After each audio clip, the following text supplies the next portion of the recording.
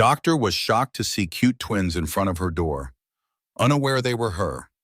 Dear Sarah Mitchell stood frozen in her doorway, staring at two identical pairs of hazel eyes looking up at her with innocent curiosity. The twins could not have been more than 5 years old, clutching worn backpacks and a crumpled piece of paper with her address scribbled on it. "Are you Dr. Sarah?" the boy asked, his voice small but determined. Sarah's hands trembled as she gripped the doorframe. Something about their faces struck a chord deep within her, awakening memories she had buried for 6 years. The girl had a dimple on her left cheek, exactly where Sarah's mother had one.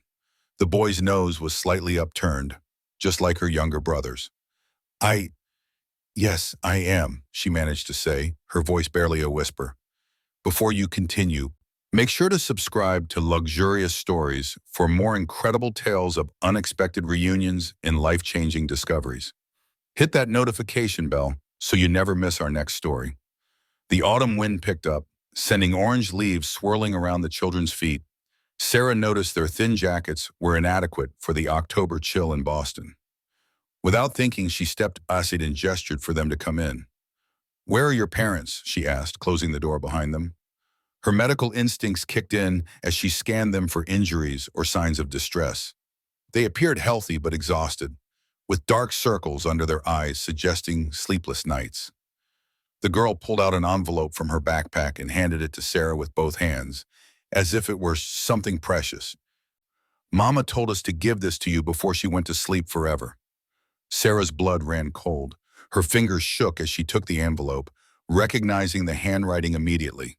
It was addressed to her in elegant cursive, written by someone she had not seen in 6 years, someone she thought she would never see again. Elena. The room seemed to tilt as Sarah sank onto her leather couch. The twins stood before her, watching with those impossibly familiar eyes. She tore open the envelope with trembling fingers, her heart hammering against her ribs. The letter began with words that made her world stop spinning. "Dear Sarah, by the time you read this, I will be got item. I am so sorry for keeping them from you. Meet Emma and Ethan, your children." Sarah's vision blurred as tears streamed down her face. The words swam before her eyes, but she forced herself to continue reading. "6 years ago, I made a terrible mistake.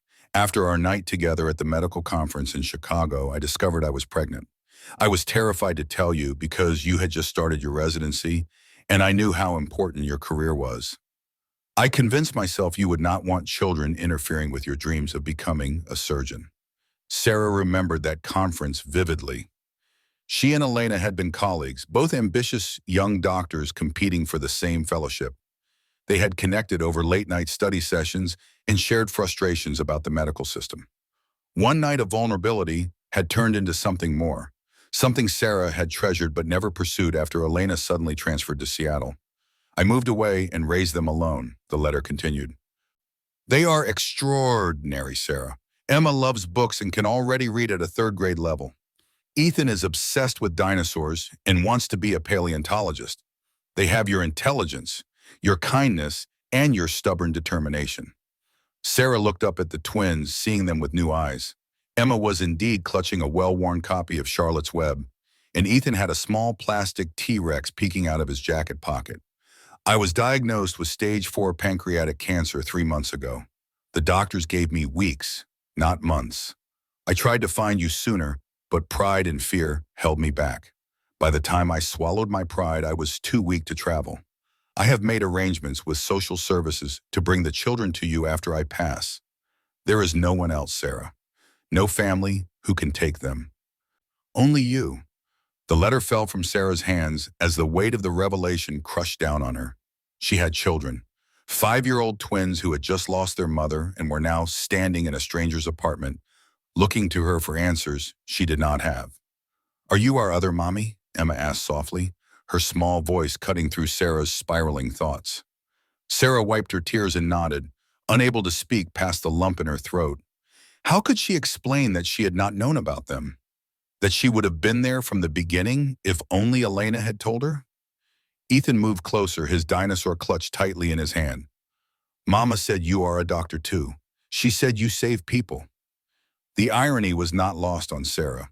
She saved strangers every day in the operating room, but she had not been able to save Elena, had not even known Elena needed saving. I try to help people when they are sick, Sarah said, finding her voice. She patted the couch beside her. Come sit with me. We need to talk about what happens next. The twins climbed onto the couch, one on each side of her. They smelled like children, that unique mixture of shampoo and playground dirt. Emma leaned against Sarah's arm, and the simple gesture nearly broke her. What happened to your mama? Sarah asked gently, though the letter had made it clear. She got really sick, Emma said, her voice matter-of-fact in the way only children could be about tragedy they did not fully understand. She could not get out of bed anymore. The nice lady from the hospital helped us pack our things and put us on a plane. We had to wear special badges that said, unaccompanied minor. Sarah's heart clenched. These children had been through so much in such a short time, and now they were thrust into the care of someone they had never met. Are you going to send us away? Ethan asked suddenly, his eyes wide with fear. The lady said if you did not want us, we would go to a group home. No, Sarah said firmly, surprised by the conviction in her own voice. No, you are not going anywhere. You are staying right here with me. She had no idea how she would make it work. Her schedule as a cardiothoracic surgeon was brutal, often requiring her to be at the hospital for 16-hour shifts. Her apartment had only one bedroom. She knew nothing about raising children, let alone two of them who had just experienced devastating loss. But as she looked at their faces, saw the hope flickering in their eyes, she knew there was no other choice. These were her children. Biology had made that decision 6 years ago, and Elena's death had made it impossible to ignore. The next few hours passed in a blur. Sarah called the hospital to request emergency family leave, something she had never done in her 8 years of practice. Her supervisor, Dr. Peterson, was shocked but supportive. Take whatever time you need, he said. Family comes first. Sarah ordered pizza for dinner, discovering that Emma liked pepperoni while Ethan preferred plain cheese. They ate mostly in silence, the twins too exhausted to make conversation, and Sarah too overwhelmed to know what to say. After dinner, she improvised sleeping arrangements. Emma and Ethan would share her bedroom while she took the couch. As she tucked them into her king-size bed, Emma clutched her book while Ethan arranged his collection of plastic dinosaurs on the nightstand. Will you read to us? Emma asked. Mama always read before bed. Sarah's throat tightened, but she nodded and picked up Charlotte's Web. She had not read a children's book in years, but the familiar story came back to her as she read about Wilbur the pig and his friend Charlotte the spider. Halfway through the second chapter, she noticed Ethan had fallen asleep, his small chest rising and falling peacefully. Emma lasted until the end of the chapter before her eyes fluttered closed. Sarah sat there for a long moment, watching them sleep. They looked so peaceful, so innocent, completely unaware of how drastically their lives had changed, how drastically her life had changed. She quietly left the room and collapsed on her couch, Elena's letter still lying on the coffee table. She picked it up and read the final paragraphs. I know I have no right to ask anything of you after keeping this secret for so long. But please, Sarah, love them the way I love them. They are the best thing I ever created, and knowing they will be with you gives me peace in my final days. You were always meant to be their mother, even if I was too afraid to admit it. Please forgive me. Please forgive yourself for anything you think you should have done differently. Just love them. That is all they need, all any of us ever needed. Sarah cried until she had no tears left, mourning the woman she had cared for, mourning the 6 years she had missed with her children, mourning the life she had known just hours before. The next morning arrived too soon. Sarah woke to the sound of small feet padding across her hardwood floors. She opened her eyes to find both twins standing beside the couch, staring at her. We are hungry, Ethan announced. Sarah glanced at her phone. 6:30 in the morning on a Sunday. She normally slept until noon on her rare days off. She dragged herself up and stumbled to the kitchen, realizing with horror that her refrigerator contained only leftover Thai food, a bottle of wine, and some questionable cheese. How do you feel about pancakes? She asked, pulling up a recipe on her phone. She had never made pancakes in her life, but how hard could it be? Very hard, as it turned out. The first batch burned black, while the second batch remained liquid in the middle. Emma and Ethan watched with fascination as Sarah cursed under her breath and tried again. Mama always added chocolate chips, Emma offered helpfully. Of course she did. Sarah did not have chocolate chips. She did not have anything a normal person with children would have. Her pantry was a disaster zone of protein bars and instant coffee. Tell you what, Sarah said, dumping the ruined pancakes in the trash. Let's go out for breakfast. There is a diner down the street. They walked to Maggie's Diner, a local institution Sarah had passed 1,000 times but never entered. The twins held her hands as they crossed the street, and the simple act of being responsible for getting them safely across made Sarah's palms sweat. The diner was packed with the Sunday morning crowd. They squeezed into a corner booth, and Sarah let the twins order whatever they wanted.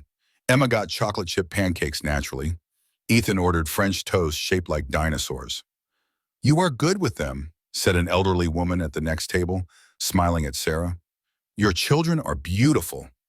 Sarah started to correct her, to explain the complicated situation, but then stopped. They were her children. That was the truth now, whether she had been prepared for it or not. Thank you, she said instead. Over the next week, Sarah discovered just how unprepared she was for parenthood. She enrolled the twins in the local elementary school, sitting through meetings with the principal and school counselor who looked at her with barely concealed skepticism. A successful surgeon suddenly appearing with 5-year-old twins and no parenting experience raised questions. Sarah provided Elena's letter and death certificate, along with DNA test results that proved beyond doubt that Emma and Ethan were hers. The school counselor, Mrs. Rodriguez, was more sympathetic after that. They have been through tremendous trauma, Mrs. Rodriguez said. The loss of their primary caregiver, relocation to a new city, adjusting to a new parent. They will need therapy, both of them. Sarah added it to the growing list of things she needed to arrange. Therapy, pediatrician appointments, new clothes since they had arrived with almost nothing, toys, books, the list seemed endless. She transformed her apartment, turning her home office into a bedroom for the twins. She bought bunk beds and let them choose their own bedding. Emma picked purple sheets covered in stars. Ethan chose dinosaur print everything. The hardest part was explaining to them why Elena had kept them a secret. Emma asked one night while Sarah was tucking her in, "Why did not you come see us before?" Sarah sat on the edge of Emma's new bed, choosing her words carefully. Your mama and I had a complicated relationship. She thought she was doing the right thing by raising you alone. She thought I was too busy with my work to be a good parent. Are you too busy? Emma asked, her eyes serious. The question hit Sarah like a punch to the gut. Was she too busy? Before the twins arrived, she had lived for her work. 60 to 80-hour weeks were normal. She had built her entire identity around being Dr. Sarah Mitchell, one of the youngest cardiothoracic surgeons at Boston General. I am making changes, Sarah said honestly, so I can be the parent you both deserve. Those changes started the next day. Sarah met with Dr. Peterson to restructure her schedule. No more weekend shifts. No more staying late unless there was a genuine emergency. She would work 8 to 4, and someone else would take evening call. Dr. Peterson looked at her like she had grown a second head. You are turning down the chief resident position? He asked, incredulous. Sarah had been working toward that position for 3 years. It was the next step toward her ultimate goal of running her own surgical program. But as she thought about Emma and Ethan waiting for her at home, about all the school plays and parent-teacher conferences and simple dinners together she would miss if she took the promotion, the choice became clear. I am, she said. Family comes first. The words felt foreign in her mouth, but she meant them. She was choosing her children over her career, something she never imagined herself doing. Life developed a new rhythm. Sarah woke at 6:30 to get the twins ready for school. She learned to braid Emma's hair, though her first attempts were disasters that made Emma giggle. She helped Ethan pack his dinosaur collection for show and tell, even though he insisted on bringing all 37 dinosaurs. She drove them to school, worked her shift at the hospital, and picked them up by 3:30. Evenings were homework time, dinner that she slowly learned to cook without burning, bath time, and stories before bed. It was exhausting in ways surgery never was. After putting the twins to bed, Sarah would collapse on the couch, too tired to even watch television. But it was also fulfilling in unexpected ways. During those first weeks, Sarah began to notice small details about each twin that reminded her of herself. Emma had the same habit of chewing her bottom lip when concentrating, something Sarah did during complex surgeries. Ethan organized his dinosaurs with the same meticulous precision Sarah used to organize her surgical instruments. She also noticed things that must have come from Elena. Emma's infectious laugh that could light up a room, Ethan's gentle manner with smaller children at the playground, the way they both tilted their heads to the left when listening carefully to someone speak. 1 month after the twins arrived, Sarah attended her first parent-teacher conference. Emma's teacher, Ms. Thompson, was effusive with praise. "Emma is reading at a second-grade level already," Ms. Thompson said, showing Sarah samples of Emma's work. "And her comprehension is remarkable. She wrote this story about a spider who makes friends with a pig. I assume she was inspired by Charlotte's Web." Sarah smiled, remembering those first nights reading to Emma. "Yes, it is her favorite book." She also mentioned that her other mommy used to read to her every night, Ms. Thompson said gently, "and that you read to her now. That consistency is wonderful for her emotional development during this transition." Ethan's teacher, Mr. Garcia, had similar praise mixed with gentle concerns. "Ethan is incredibly bright, especially with anything science-related, but he is struggling socially. He does not interact much with the other children during recess." Sarah's heart sank. She had noticed Ethan was quieter than Emma, more withdrawn. He still clutched his plastic T-Rex constantly, like a security blanket. "He has been through a lot," Sarah said. "His mother passed away recently." "I understand," Mr. Garcia said kindly. "The school counselor has been working with both children. It just takes time. I will say, though, that he lit up yesterday when we started our unit on prehistoric animals. He knows more about dinosaurs than I do. His enthusiasm actually got some of the other kids interested in partnering with him for the project." That evening, Sarah made a point to ask Ethan about the dinosaur project. His eyes brightened as he explained the different periods of the Mesozoic era and which dinosaurs lived when. She listened, asking questions and genuinely marveling at the depth of his knowledge. "Where did you learn all this?" she asked. "Mama got me books from the library," Ethan said. "Every week we would get 3 new dinosaur books. She said I could be a paleontologist when I grow up if I wanted." Sarah felt a pang of grief for Elena, who had clearly nurtured this interest with such care. "Your mama was right. You can be anything you want, and I will help you, just like she did." That night, Sarah found Ethan sitting alone in the bedroom he shared with Emma, arranging his dinosaurs in elaborate patterns. "Can I join you?" Sarah asked. Ethan nodded without looking up. Sarah sat cross-legged on the floor beside him. "Mr. Garcia says you are doing great in class," she said. "I like learning about science," Ethan replied, still focused on his dinosaurs. "But you do not like playing with the other kids?" Ethan was quiet for a long moment. Then he said, "They do not understand. About Mama being gone. They ask me questions, and I do not know what to say." Sarah's chest tightened. She pulled Ethan into her lap, and he did not resist. "I know it is hard," she said softly. "I miss your mama too, even though I did not get to spend much time with her. She was a good person who loved you very much." "Do you think she can see us?" Ethan asked. "From heaven?" Sarah was not particularly religious, but she found herself nodding. "I think so, and I think she is happy that we found each other." Ethan leaned against her chest. "I am glad we found you too." It was the first time either twin had expressed anything positive about their new situation, and it made Sarah's eyes sting with tears. She held Ethan until he fell asleep in her arms, then carried him to his bunk bed and tucked him in beside his beloved dinosaurs. 2 months in, Sarah received a call that changed everything again. It was from Elena's lawyer, a man named Richard Brennan. "Dr. Mitchell, I need to discuss Elena Vasquez's estate with you," he said. "There are some assets that need to be transferred." Sarah had not thought about Elena having an estate. She assumed Elena had been struggling financially as a single mother. But when she met with Brennan the following week, she discovered Elena had been far more successful than she imagined. Elena built a thriving private practice in Seattle, Brennan explained, sliding documents across his desk.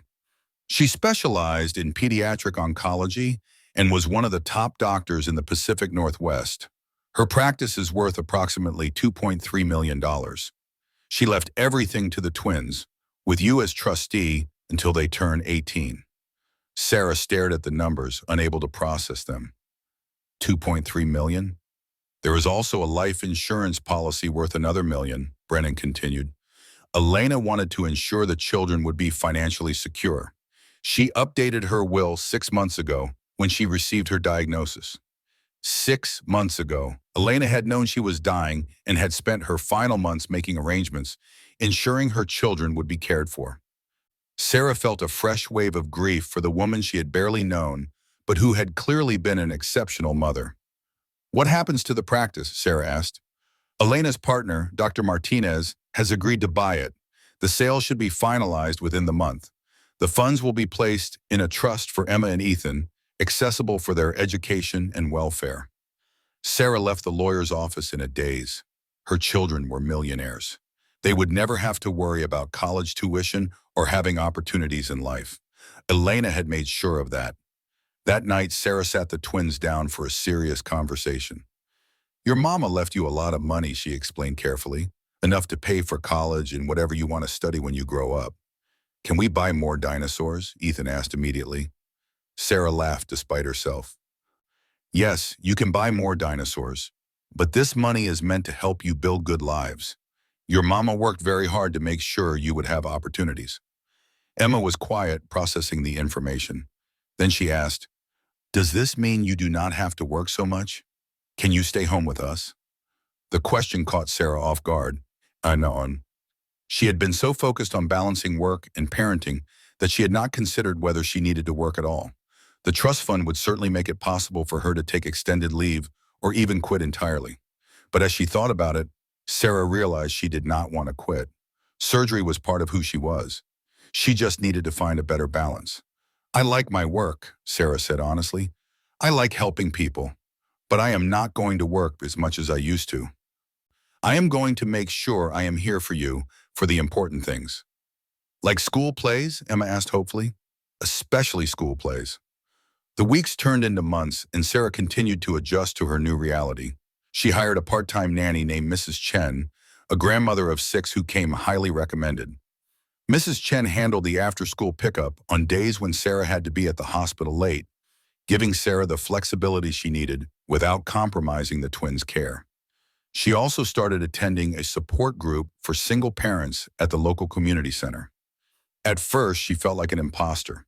These were people who had been raising children for years, who had planned for parenthood. But they welcomed her with open arms, sharing advice and understanding that helped her navigate the challenges. One woman in particular, a widow named Jennifer, became a close friend. Jennifer had lost her husband 2 years earlier and was raising 3 boys alone. She understood the complexity of grief mixed with the demands of parenting in ways Sarah's colleagues at the hospital never could. "You are doing better than you think," Jennifer told her over coffee one afternoon while the kids played at the park. "The fact that you are questioning whether you are enough means you care. That is half the battle." 3 months after the twins arrived, Emma's school announced they would be performing a production of Peter Pan. Emma came home clutching a permission slip, her eyes shining with excitement. "Can I audition?" she asked. "Please?" Sarah signed the permission slip without hesitation. A week later, Emma bounced into the apartment announcing she had been cast as Wendy. "That is amazing," Sarah said, sweeping Emma into a hug. "When is the performance?" 3 weeks from Friday. Can you come? Please say you can come." Sarah checked her calendar. She was scheduled for a complicated valve replacement surgery that afternoon, one she had been planning for weeks. But as she looked at Emma's hopeful face, she knew what she had to do. "I will be there," she promised. She rearranged her surgical schedule, moving the valve replacement to earlier in the week. Dr. Peterson gave her a knowing look, but did not comment on the change. The night of the performance, Sarah sat in the front row of the elementary school auditorium, holding Ethan's hand. Mrs. Chen sat beside them, having insisted on coming to support Emma. The lights dimmed, and when Emma appeared on stage in her Wendy costume, Sarah felt her heart swell with pride. Emma was magnificent. She delivered her lines with confidence, moved across the stage with grace, and when she sang Tender Shepherd at the end of Act 1, Sarah had to wipe away tears. After the show, Emma ran to Sarah with her arms spread wide. Sarah caught her and spun her around, both of them laughing. "You were perfect," Sarah said. "Absolutely perfect." "Did you see me fly?" Emma asked excitedly. "They had me on wires and everything."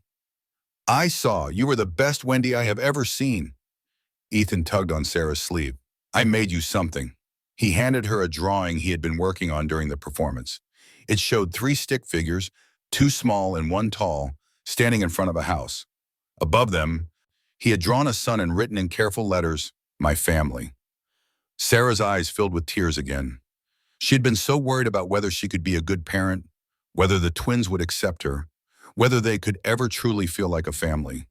But here was the proof in crayon and childish handwriting that they already did. That night, after both twins were asleep, Sarah finally allowed herself to go through the rest of Elena's belongings that had been shipped from Seattle. There were photo albums filled with pictures of Emma and Ethan as babies. Their first steps, first words, first everything that Sarah had missed. There was also a journal, leather-bound and well-worn. Sarah opened it with trembling hands and found entries spanning the twins' entire lives. "Emma smiled at me today," one early entry read. "A real smile, not just gas. I showed her a picture of Sarah that I keep in my wallet, and I swear she smiled wider. I know it is my imagination, but I like to think some part of her knows who you are." Sarah read entry after entry, tears streaming down her face. Elena had documented everything. Every milestone, every funny moment, every challenge. And woven throughout were references to Sarah. Ethan said his first word today, "Mama." I cried like a baby. Then I thought about how his first word should be shared with both his mothers, and I almost called you. Almost. But I am still too afraid of your reaction. Too afraid you will hate me for keeping them from you. There were entries about Emma's first day of preschool, about Ethan's obsession with dinosaurs starting at age 2, about birthday parties and holidays and ordinary days made special by the twins' presence. Further in, the entries grew shorter, more sporadic. The cancer was mentioned for the first time 8 months before Elena's death. "Stage 4, she wrote. "The doctor says I have 6 months, maybe less. I am terrified. Not of dying, but of leaving Emma and Ethan. I finally worked up the courage to hire a private investigator to find you, Sarah. You are in Boston now, a successful surgeon, just like we always dreamed. I am so proud of you, and I am so sorry for taking this from you." The entries after the diagnosis were heartbreaking. Elena writing about telling the twins she was sick, about trying to prepare them for her death without terrifying them, about the physical pain and the emotional agony of knowing her time was limited. "Emma asked me today if I am going to die," one entry read. "I could not lie to her.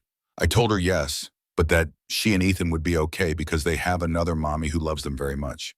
She asked how you could love us if you never met us. I showed her pictures and told her stories about you. I think it helped. I hope it helped." The final entry was written in shaky handwriting, barely legible. "I am out of time. The lawyer says everything is arranged. Emma and Ethan will go to you. Please do not hate me. Please love them. They are the best of both of us. Tell them I love them more than life itself. Tell them their mama watched over them every second she could. Tell them they made my life beautiful." Sarah closed the journal and held it to her chest, sobbing. She mourned Elena, mourned the relationship they might have had, mourned the family they could have been if fear had not stood in the way. But she also felt grateful. Grateful that Elena had loved their children so fiercely. Grateful that Elena had trusted her with them in the end. Grateful for this second chance to build the family she never knew she wanted. 4 months into their new life together, Sarah noticed a shift. The twins began calling her Mom instead of Dr. or Sarah. It happened gradually, first from Emma during a moment of excitement, then from Ethan when he scraped his knee at the playground. Each time they said it, Sarah felt her heart expand a little more. She also noticed they talked about Elena less frequently, though when they did, it was with love and fondness rather than the raw grief of those early weeks. They had begun to heal, to accept their new reality while honoring their past. Sarah made sure to keep Elena's memory alive. She framed photos of Elena with the twins and hung them in the hallway. She encouraged them to share stories about their mama, laughing at the funny ones and crying at the sad ones. On what would have been Elena's 35th birthday, Sarah took the twins to the beach. They built sandcastles and collected shells and wrote, "We love you, Mama Elena," in the sand before the waves washed it away. "Do you think she saw it?" Emma asked. "I think she did," Sarah said, pulling them both close. 5 months in, Sarah faced a difficult decision. Dr. Peterson approached her about a new position being created at the hospital. Director of Pediatric Cardiac Surgery, he explained. Part-time, flexible hours, focus on complex cases and teaching residents. The board wants someone with your skills, but who can also commit to a reasonable schedule. I recommended you. Sarah's breath caught. It was everything she wanted. The ability to practice at the highest level of her field while maintaining the work-life balance she needed for her family. "When do I interview?" she asked. "Next week. But Sarah, between you and me, the job is yours if you want it. You have proven you can handle anything these past few months. The way you have balanced your responsibilities, taken on this incredible challenge of sudden parenthood, and maintained your excellence in the OR, it is remarkable." After she hung up, Sarah sat in silence, processing this turn of events. 5 months ago, she had been willing to sacrifice her career for her children. Now she had the opportunity to have both. She thought about Elena, about the choices Elena had made out of fear. Fear that Sarah would not want children. Fear that Sarah would choose career over family. Fear that she could not do it all. But Sarah was learning that it was not about doing it all perfectly. It was about showing up, making adjustments, and loving fiercely even when things were hard. That night, she sat both twins down and told them about the job opportunity. "It means I will be working with children who have sick hearts," she explained, "helping them get better, like your mama helps sick children get better." "Will you still have time for us?" Emma asked, her voice small. Sarah pulled them both into her lap, holding them close. "Always. I will always make time for you. That is a promise." The interview went well. Sarah was offered the position and accepted immediately. Her new role would begin in 3 months, giving her time to finish training her replacement for her current position. 6 months after the twins arrived, Sarah stood in the audience at Emma's dance recital, watching her daughter perform a ballet routine. Beside her sat Dr. Peterson and his wife, who had become unexpected friends and mentors in Sarah's parenting journey. After the recital, they all went out for ice cream. Emma and Ethan were hyper from sugar and excitement, talking over each other about their upcoming summer vacation plans. "We are going to Disneyland," Emma announced to everyone in the ice cream shop, "for a whole week. And we are going to see real dinosaur fossils in California," Ethan added, bouncing in his seat. Sarah smiled, remembering how nervous she had been about planning this trip.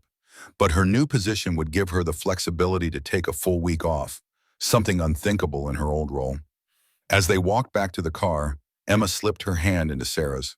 "I love you, Mom," Emma said simply. Sarah's throat tightened. It still made her emotional every time.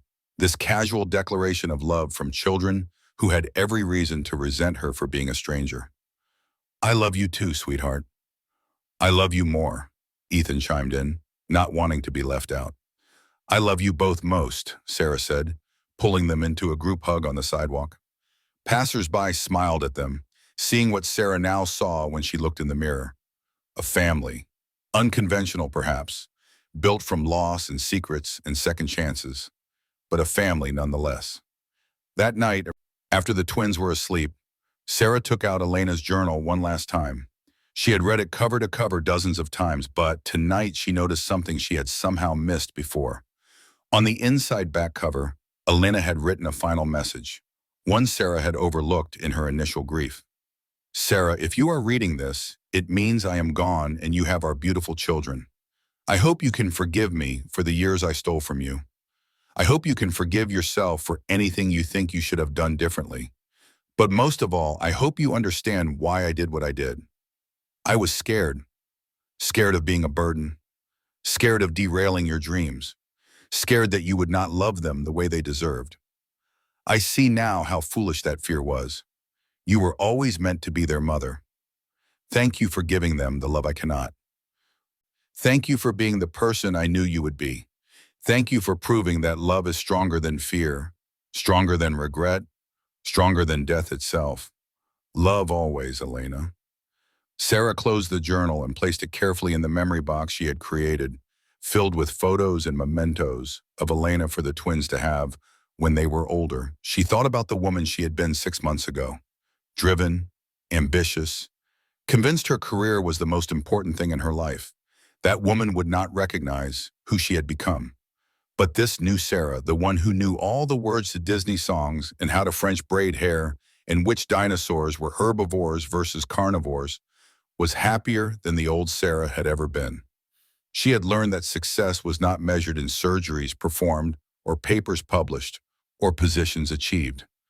It was measured in bedtime stories read and scraped knees kissed and school plays attended. It was measured in the trust in two pairs of hazel eyes that looked to her for safety and love. Sarah walked to the twins' bedroom and quietly opened the door. Emma was sprawled across her bed, one arm hanging off the edge, still clutching a book. Ethan was curled in a ball, his collection of dinosaurs arranged carefully on the shelf above his bed, keeping watch while he slept. They were hers, not just by biology, but by choice. By every meal cooked, and every homework assignment supervised, and every nightmare comforted. By showing up every single day and choosing them over everything else. As she closed the door softly, Sarah thought about the moment they had appeared on her doorstep. Two scared children with worn backpacks and a crumpled piece of paper. She had been shocked, overwhelmed, completely unprepared. But she would not change a single thing, because those two children had given her something she never knew she was missing. A purpose beyond herself, a love deeper than any she had known, a family. And in the end, that was the greatest twist of all. The career-driven surgeon who thought she had her life figured out had been wrong. The real story was not about what she had achieved in the operating room. It was about what she had discovered when two small faces looked up at her with innocent hope and changed her world forever. 7 months in, Sarah woke to the familiar sound of small feet running down the hallway. The twins burst into her room, already arguing about breakfast. "Pancakes," Emma insisted. "No, waffles," Ethan countered. Sarah laughed and pulled them both onto the bed. "How about we compromise and make both?" They cheered and raced to the kitchen, leaving Sarah to follow at a more reasonable pace. As she walked past the mirror in the hallway, she caught her reflection. There were new lines around her eyes from smiling, and she had not bothered with makeup in months. Her hair was in a messy ponytail, and she was wearing an old medical school t-shirt with a stain from yesterday's spaghetti dinner. She looked nothing like the polished surgeon from 7 months ago. She looked like a mom, and she had never looked better. In the kitchen, Emma and Ethan were already pulling out ingredients with the confidence of children who had learned their way around. Sarah supervised as they cracked eggs and measured flour, making a glorious mess that would take ages to clean up. But that was okay. The mess was part of it. The chaos was part of it. The beautiful, exhausting, incredible reality of building a family from broken pieces was of all part of it. As they sat down to eat their slightly burnt pancakes and overdone waffles, Emma made an announcement. "We are doing family trees at school," she said, "and I am putting you right at the top with Mama Elena next to you." Sarah's eyes stung with tears. "That sounds perfect." "And then us underneath," Ethan added through a mouthful of waffle, "because we are the branches." Sarah looked at her children, at the family tree they were creating together, and felt overwhelming gratitude. Gratitude for Elena, who had raised these extraordinary humans and trusted Sarah with them. Gratitude for the strange twist of fate that had brought them to her door. Gratitude for every challenging, rewarding, transformative moment of the past 7 months.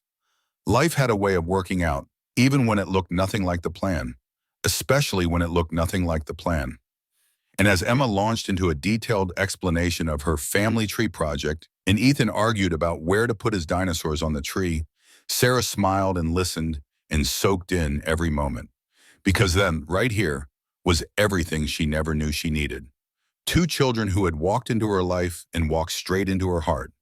Two children who had taught her that love was not about biology or planning or being prepared. Love was about showing up, about choosing each other every single day, about building something beautiful from the ashes of loss and the foundation of hope. Sarah had been shocked that day. standing in her doorway looking at two small faces, shocked and scared and completely lost. But those two faces had led her home, and she would spend the rest of her life making sure they knew they were loved, protected, and cherished, that they were her greatest achievement, her deepest joy, deepest joy, her truest purpose. The family she never planned for had become the family she could not imagine living without.